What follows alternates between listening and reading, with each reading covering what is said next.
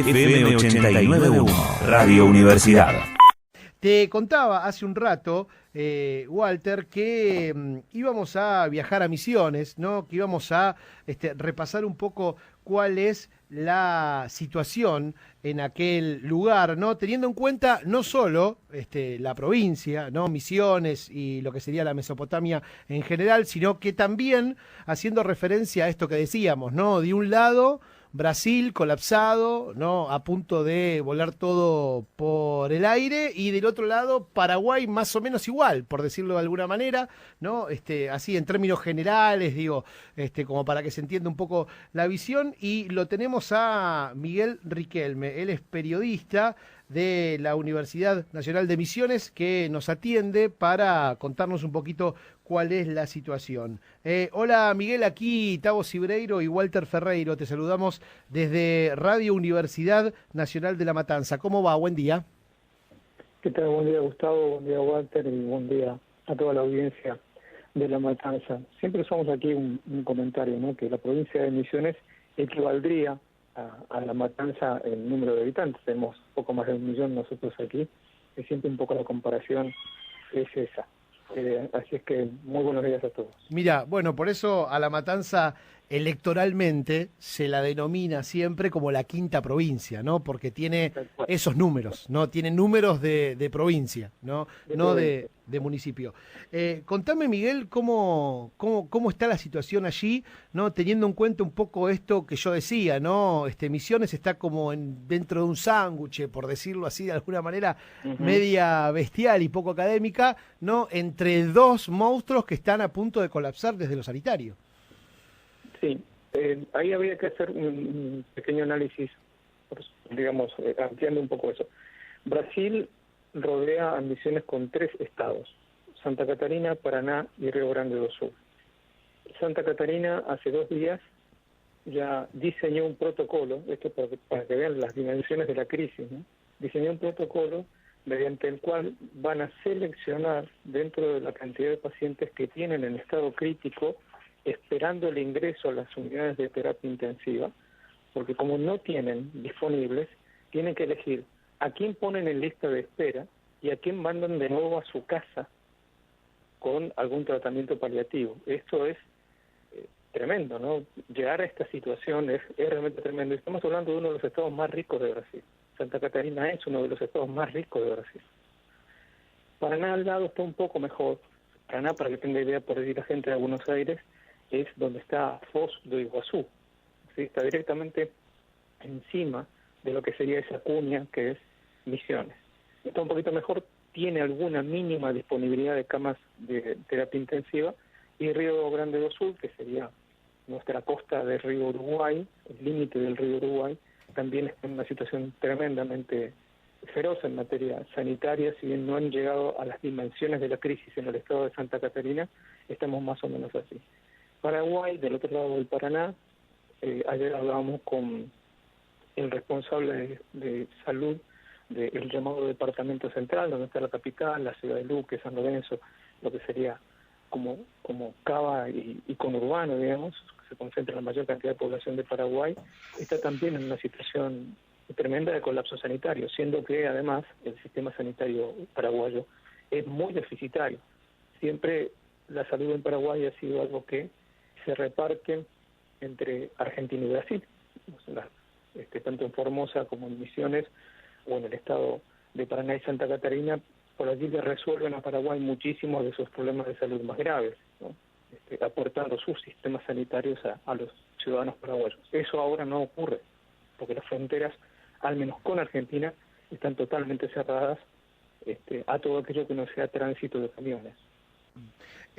Miguel, y bueno, la pregunta obligada y obvia es cómo repercute todo esto que decías, primero en Misiones, ¿no? En la provincia, porque sabemos que si bien las fronteras están cerradas, hay muchos pasos que utiliza la gente, ¿no? Digo, no quiero llamarlos ilegales, pero se me ocurre que hay muchos pasos que la gente utiliza para ir y venir, deben tener familias de un lado y otro de la frontera. Bueno, ¿cómo impacta esto en Misiones y si el gobierno provincial está tomando alguna medida extraordinaria como para mantener esa barrera sanitaria lo mejor posible?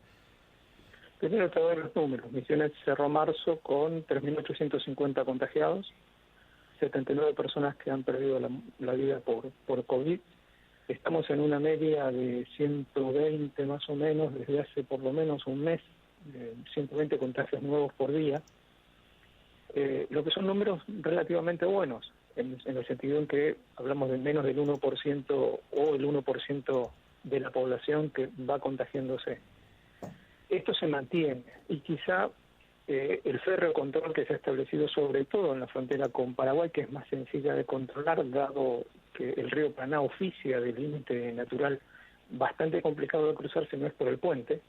Para que te des una idea, por el puente internacional San Roque González de Santa Cruz, que es el que nos une con Encarnación, cruzan por año un promedio de 12 a 13 millones de personas. Claro.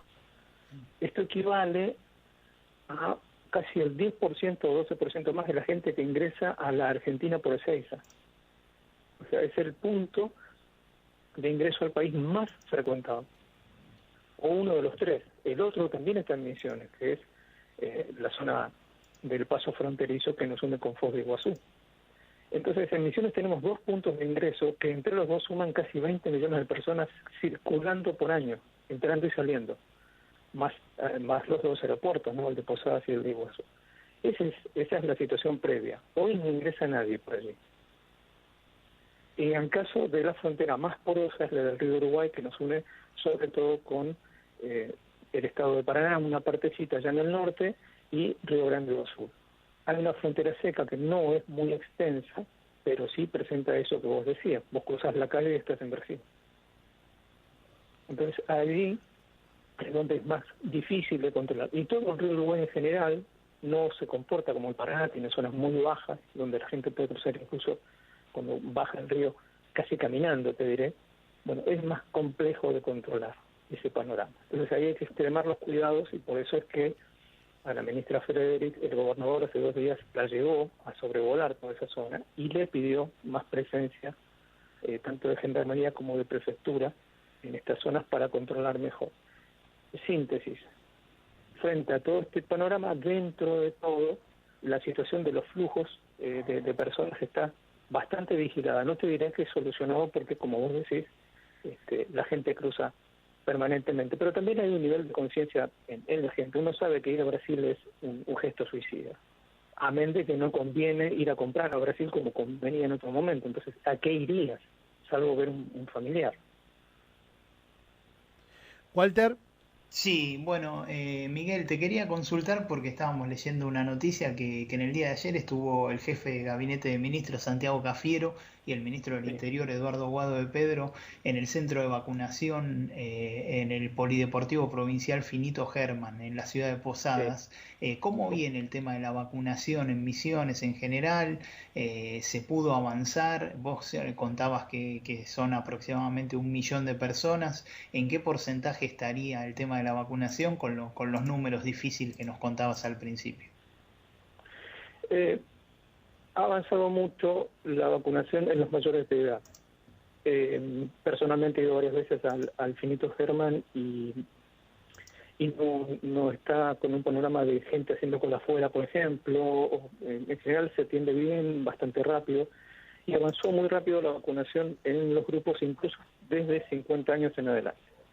El personal de salud está prácticamente todo vacunado, si bien todavía hay turnos para algunas personas de más de 65, pero eso ha tenido más que ver con el sistema implementado y la ausencia de las vacunas Sputnik V por un tiempito. Entonces esto hizo que algunos adultos mayores se retrasaran la aplicación de la primera y de la segunda dosis por ausencia de las vacunas. Pero con la llegada de la Sinopharm, el grupo que está entre los 65 y los 50 se ha vacunado, te diré que bastante rápidamente. Donde no se ha avanzado mucho es en la gente más joven, pero eso creo que es un poco lo que ocurre en todo el país. Ahí el tema se explica porque a Misiones llega una cantidad de vacunas equivalente en la población. Debe ser muy parecido a lo que pasa en La Matanza. Nosotros somos el 2,4% de la población del país y esa es la cantidad de vacunas en proporción de las disponibles que nos llegan. Ese también fue un pedido que se le planteó ayer a los funcionarios nacionales, que ya se había hecho ese mismo pedido también al propio presidente en su momento, sin incrementar la cantidad de vacunas, dado el panorama que tenemos alrededor, que no nos ha afectado todavía, pero nada impide que pueda llegar a afectar. Y con el tema docente, la provincia decidió tomar la recomendación del gobierno nacional que decía que las vacunas, en principio la Sinopharm, que era autorizada para personas entre 18 y 59 años, se apliquen a los docentes de distintos niveles en la provincia. ¿En eso avanzaron o prefirieron seguir priorizando? Se avanzó mucho y no tengo el número exacto ahora, tendría que cotejarlo, pero hay una gran mayoría de docentes que ya están vacunados. La prioridad aquí fue personal del sistema sanitario y docentes, porque el objetivo del gobierno provincial era iniciar las clases, cosa que ocurrió a medias un poco, porque bueno, en este momento estamos con un paro de un sector de los docentes que no acordó con el gobierno los incrementos salariales. La provincia de Misiones tiene uno de los salarios docentes más bajos del país. Entonces hay en este momento un plan de lucha de los docentes provinciales llamados autoconvocados un sector y otros en sectores gremiales que son minoritarios en relación a la Unión de Docentes de la Provincia de Misiones, que es un gremio además que comparte ideas con el actual gobierno. De hecho, su anterior secretaria general fue diputada nacional por la Renovación, es decir, es un gremio directamente asociado políticamente al gobierno, y hay un sector muy grande de docentes que en este momento está llevando adelante un plan de lucha, incluso con cortes de ruta en un par de sitios de la provincia. Estamos hablando con Miguel Riquelme, él es periodista allí en Posadas, en Misiones, y pertenece al staff de la radio de la Universidad Nacional de aquella provincia. Miguel, aquí en Buenos Aires escuchamos que, y sabemos, ¿no?, por información que manejamos, que el gobernador está analizando medidas que van a profundizar un poco lo que se ha decidido hace algunos días nada más, ¿no? Quizás hasta aparece en el horizonte, ya esto más bien en el ámbito nacional, pero el provincial comparte alguna suerte de cuarentena cortita como para poder cortar los contagios. ¿Qué pasa en Misiones? ¿Qué está evaluando el gobernador allí por estas horas? Eso está por ahora, como vos lo acabas de describir, en proceso de evaluación, porque si no, tendremos que ver lo otro que está ocurriendo. Estamos en Semana Santa, Misiones tiene en el turismo una fuente de ingresos muy importante y no se ha frenado eso, todo lo contrario. Si alguien llega a Misiones, por ejemplo, y tiene ya una reserva hotelera hecha y trae esa reserva impresa o en forma digital, el hisopado al ingreso, que es obligatorio para todos los que entran a la provincia, es gratuito. Mientras tanto, lo que se intenta es que los misioneros no salgan de la provincia. Es decir, que el turismo o lo que se haga en Semana Santa se haga dentro de la provincia, pero no se cierran las puertas al ingreso de turistas, menos aún los que ya tienen reservas hechas. La impresión que uno tiene, porque esos son los comunicados incluso dentro de la universidad que han circulado, es que va a haber seguramente una evaluación luego de esto y ahí se verá si se va a reforzar la virtualidad en materia de trabajo y se va a reducir la presencialidad, salvo en aquellas actividades consideradas esenciales. Parece que por ahí va la cosa, pero no mucho más, porque una ciudad como Posadas, por ejemplo, capital de la provincia, que concentra el 48% de la población de esta provincia, no tiene un sector industrial fuerte. Fundamentalmente su actividad es administrativa y comercial. Entonces, cerrar la actividad comercial es inmovilizar económicamente a una parte muy importante de la provincia, ¿no? Y los otros sectores nunca pararon. El té, la hierba, la madera, nunca frenaron. O sea, jamás hubo, desde el comienzo mismo de la pandemia hasta acá, un freno para esas actividades. Bien, no sé, Walter, si querés hacer una pregunta más, si no lo liberamos. al compañero. La última, bueno, muy claro todo el panorama sanitario. Para aprovechar lo que tenemos la posibilidad de conversar con Miguel, para preguntarle por el panorama político en un año electoral, cómo se viene preparando la provincia, si aparecen nombres, no sé, relacionados que puedan ser candidatos a diputados o senadores, tanto del oficialismo del gobernador Oscar Herrera Huad, como del Frente Juntos por el Cambio, que estaba Schiavoni, ¿no?, en la provincia, y siempre un referente como Ramón Puerta, si tiene intenciones de llegar a jugar este año. Bien, empezamos por Puerta, siempre tiene intenciones de llegar a jugar, solo que no parece ser tan sencillo esta vez lograr algún tipo de acuerdo con Juntos por el Cambio, que es el costado que uno entiende podría llegar a facilitarle algún tipo de posibilidad de acercamiento, de establecimiento de algún frente más amplio. Por el lado de el Frente de Todos, aquí, si bien se ha llegado a algún tipo de acuerdo, se ha conformado un frente provincial, son quizás los que más arriesgan en estas elecciones, sobre todo en el plano provincial, porque en las elecciones anteriores, una parte de lo que ahora es este frente que se armó, que se referencia en el Frente de Todos, es el Partido Agrario y Social, había obtenido una buena cantidad de diputados y también algunos puestos importantes en algunas intendencias, sobre todo en la región tabacalera. Y me parece que en esta renovación de la Cámara, esta renovación parcial, los que más arriesgan son precisamente los del frente que contiene al Partido Agrario y Social. Por el lado de la renovación, es un partido hegemónico desde hace muchos años. El control del Parlamento, pensar que en las últimas elecciones le ganaron por el 70 y pico % de los votos, ¿no? Claro. La elección que llevó al gobierno a Herrera Huad. Y esos son un poco los números que, fluctuando, han manejado los renovadores desde siempre, y están además con un control muy grande sobre prácticamente todo el sistema de comunicación. Es decir, es muy difícil que haya aquí medios, radios, diarios, canales de televisión que manifiesten una mirada por fuera de esa hegemonía. Son muy contados con los dedos de una mano, ¿no? Los medios que tienen por allí un perfil más independiente, menos apegado al oficialismo. Con semejante paquete y casi 2 décadas en el gobierno, no parece sencillo que vayan a tener algún tipo de temblor en estas elecciones. Pero bueno, por ahora eso es especulación. Amén de que además no hay por el momento una figura fuerte a nivel nacional que traccione en estas elecciones, pues estamos todos en pandemia como con la cabeza en otro lado. Estas no son las elecciones anteriores, ¿no? Aquí no hay una figura como Cristina Fernández de Kirchner que concentra o polariza situaciones. Esto ahora no se da. Estamos mirando más para adentro, y en esa situación me parece que esta va a ser una gran evaluación del accionar, sobre todo de Herrera Huad, del gobernador, aunque aquí las cosas son más complejas. El gobernador no es el que decide todo. Claro, eso te iba a preguntar. El hombre fuerte sigue siendo Rovira, sigue siendo... Claro. Don Rovira.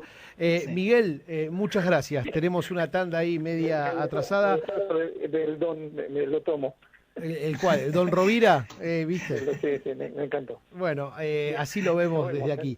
Te mando un fuerte abrazo, Miguel, muchas gracias. Saludos a los muchachos, ¿no?, y a las muchachas de Radio Universidad. Compartimos sentimiento, visión y trabajo. Fuerte abrazo. Desde la Universidad Nacional de La Matanza, Radio Universidad FM 89.1. Siempre cerca.